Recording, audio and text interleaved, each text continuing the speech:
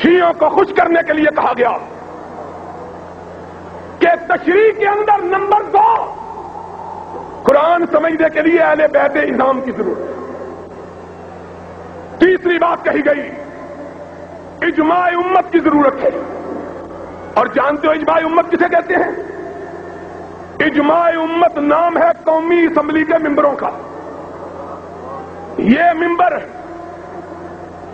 جن بیچاروں کو الف کا نام کوکا بھی نہیں آتا، ان کو کہتے ہیں یہ اگر کوئی چیز کہہ دے تو یہ بھی کتاب و سنت ہے۔ چوتھی بات وہی کہی جو پہلے کہی تھی کہ مسلمہ فقہا اور مجتہدین کی آراء۔ اور یارو ایک سادہ سوال سمجھاؤ، یہ قرآن و سنت کے ماخذ ہیں، یعنی قرآن و سنت نیچے یہ چیز، اور مجھے بتلاؤ ابو بکر نے قرآن سمجھا ہے کہ نہیں؟ فاروق نے قرآن و سنت کو سمجھا ہے کہ نہیں؟ ذی النورین نے قرآن و سنت کو سمجھا کہ نہیں؟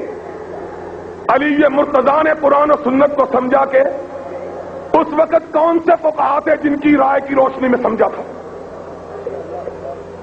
بتلاؤ، جاؤ، بس ایک نگاہ پہ ٹھہرا ہے فیصلہ دل کا۔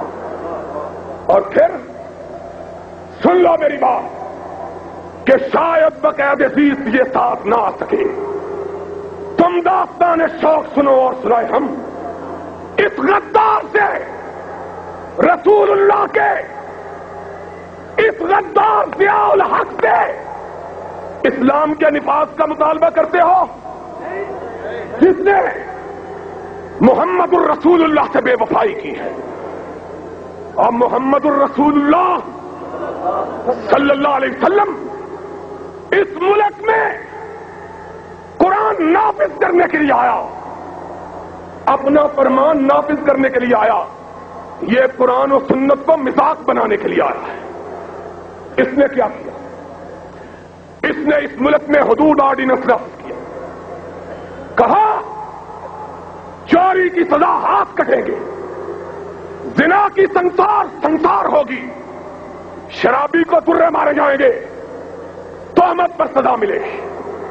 اور ظالموں سن لو، اعلان کیا، کتنے بھولے لوگ ہو، اس سے مانتے ہیں شریعت بل، اس سے مانتے ہو، اور وہ مولوی بھی مانتا ہے جو اس صدر کے ہاتھ کو بوسہ دے کے آیا تھا، مانتا ہے شریعت بل۔ اس نے اعلان کیا اور کملی والے کے قانون کا مذاق اڑایا۔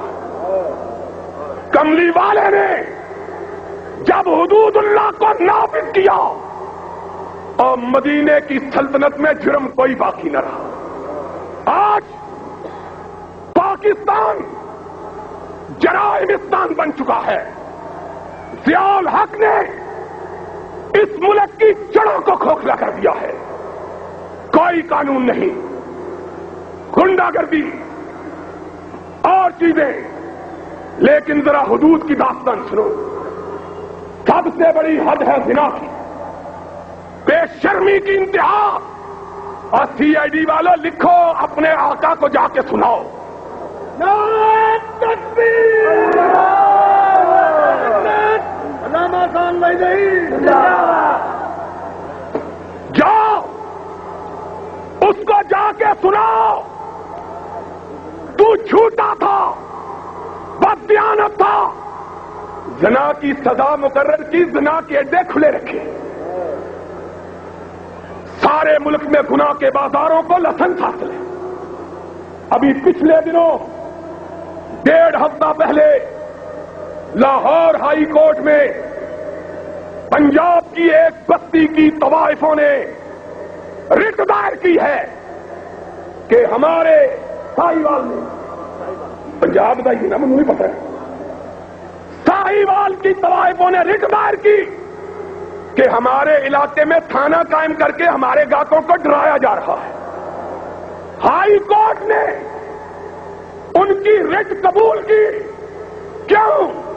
اس لیے کہ اس منافق نے نام اور لیا، کام اور کیا۔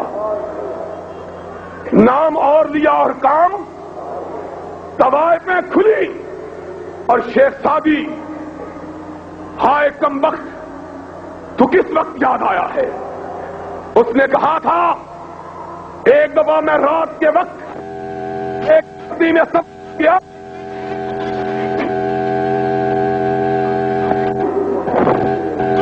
بری ہوئی، میں اجنبی گزرا، کتے مجھ کو کاٹنے کے لیے دوڑے، میں نے پتھر اٹھانا چاہا، پتھر نے زمین کا ساتھ چھوڑنے سے انکار کر دیا۔